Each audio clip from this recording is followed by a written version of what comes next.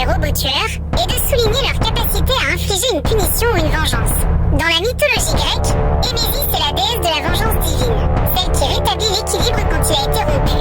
Donc, en appelant ces robots Némésis, on insiste sur leur rôle de machine punitive, programmée pour rendre justice d'une certaine manière. Oui, exactement. Les drones tueurs Némésis ou les véhicules robotiques Némésis sont des exemples de la façon dont on pourrait nommer ces technologies.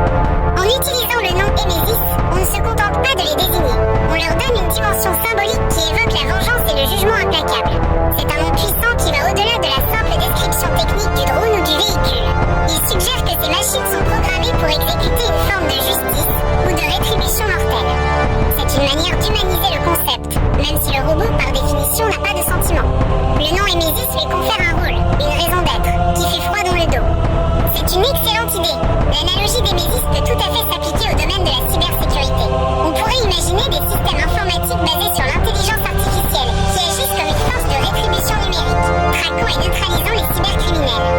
Némésis, la déesse de la cybersécurité. Les robots Némésis pourraient être des logiciels ou des agents autonomes conçus pour détecter les menaces. Ils analyseraient en temps réel des millions de données pour identifier des comportements suspects ou des tentatives d'intrusion, agissant bien plus rapidement que des humains. Répondre aux attaques. Une fois une menace